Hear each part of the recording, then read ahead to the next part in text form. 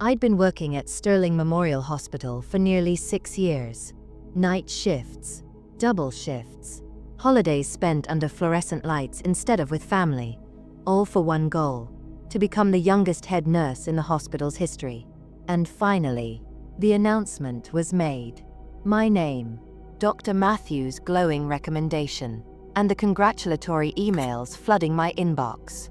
But the best part, the real validation came when I received that text from Dr. Matthews himself. "Sarah, exceptional work. The board was unanimous. I've left something special for you at reception. You deserve this." My hands trembled as I approached the front desk, anticipation building with each step. The receptionist smiled knowingly as she handed me a small envelope. Inside was a brass key with a handwritten note. "Conference room C is yours now. The private office you've earned."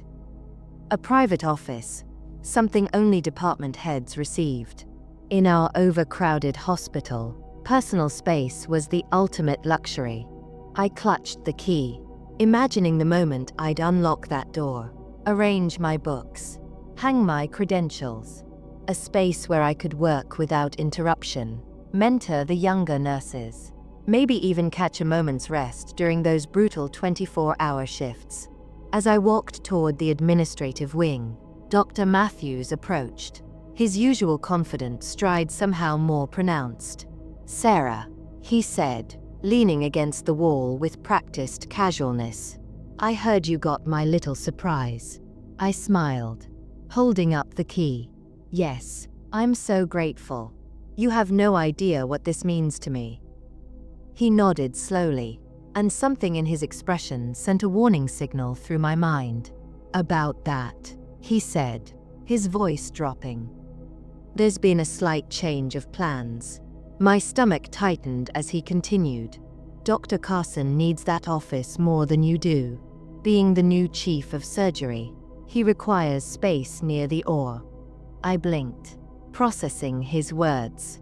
"But the key, your note, you said it was mine." Dr. Matthews waved dismissively. "Well, technically the hospital assigns offices, not me personally. I was just the messenger." The key suddenly felt cold in my palm. 6 years of sacrifice. Countless lives saved. The impeccable record I'd built. All apparently worth less than a surgeon who'd transferred in last month. "That's not fair," I said quietly, fighting to keep my voice professional. "The board approved this for me." Dr. Matthews' expression hardened. "You should be thankful for the promotion itself. That's the real reward here." He extended his hand, palm up, waiting for the key. I swallowed the burning sensation rising in my throat, fingers tightening around the small piece of metal. This wasn't just about an office anymore.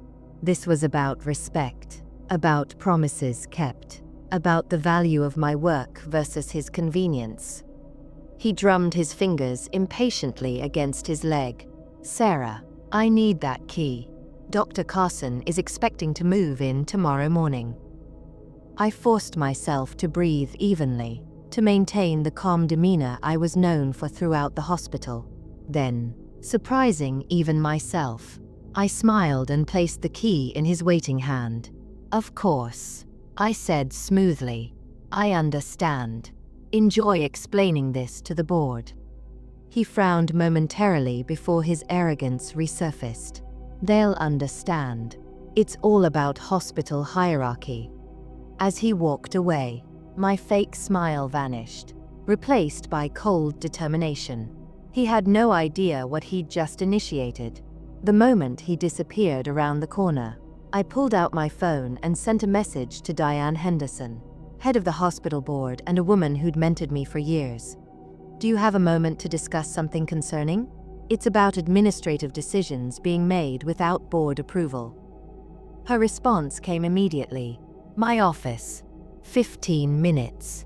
I tucked my phone away, heart pounding against my ribs. Dr. Matthews had just made a critical error. He thought his position protected him, that his word was law.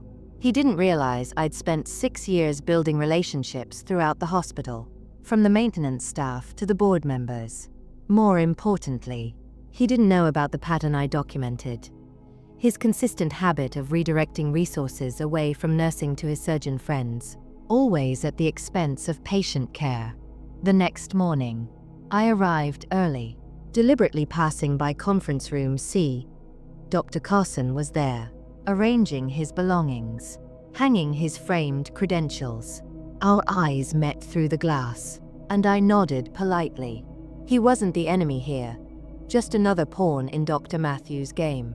At precisely 9 a.m., my phone buzzed with the hospital-wide notification. Mandatory staff meeting. Main auditorium. 10 a.m. I walked into the packed auditorium, finding a seat near the front. Dr. Matthews sat on stage with the administrative team, looking confident as ever. But something was off. Diane Henderson kept glancing at him with barely concealed contempt. When everyone had settled, she approached the microphone. "Thank you all for coming. We've called this meeting to address some concerning administrative practices that have recently come to light." Dr. Matthews shifted in his seat, his expression flickering with the first hint of unease. Diane continued, her voice carrying clearly through the room. "It has come to the board's attention that certain department heads have been reallocating hospital resources without proper authorization." The room tensed as Dr. Matthews' name appeared on the screen behind her, followed by a detailed list of unauthorized reassignments, everything from staff transfers to budget allocations to, yes, office space assignments. Each item highlighted in red, each one a violation of hospital policy. Dr. Matthews stood abruptly. "This is ridiculous. As chief of medicine, I have full authority to..." Diane cut him off. "Not according to the hospital bylaws. You don't." She clicked to the next slide, a formal complaint signed by 17 nurses detailing how these reassignments had directly impacted patient care. I'd spent all night gathering those signatures, calling in every favor, showing colleagues the documentation I'd been quietly collecting for years. Dr. Matthews' face drained of color as he realized what was happening. His eyes scanned the crowd until they found mine. I held his gaze steadily, not smirking, not gloating. I didn't need to. Diane's voice cut through the tension. "Effective immediately. Dr. Matthews is suspended pending a full investigation. Sarah Jensen will serve as interim chief of nursing with all associated privileges." The room erupted in whispers. Dr. Matthews stood frozen, mouth opening and closing without sound. I remained perfectly still, hands folded in my lap, as Diane continued. "Additionally, all recent reassignments will be reviewed and reversed where appropriate. Dr. Carson, I believe you'll find your actual office is ready on the surgical floor, where you requested to be." By afternoon, the hospital was buzzing with the news. Dr. Matthews' office was being packed up by HR. My new office, larger than conference room C, was being prepared with my name already on the door. Colleagues stopped by my station all day, some offering congratulations, others looking shocked that quiet, rule-following Sarah had orchestrated such a precise takedown. At the end of my shift, I received a text from Dr. Matthews. "You'll regret this. I made your career, and I can break it." I stared at the message for a long moment before replying simply, "No, Dr. Matthews. I made my career. You just finally recognized it." 3 months later, the investigation concluded.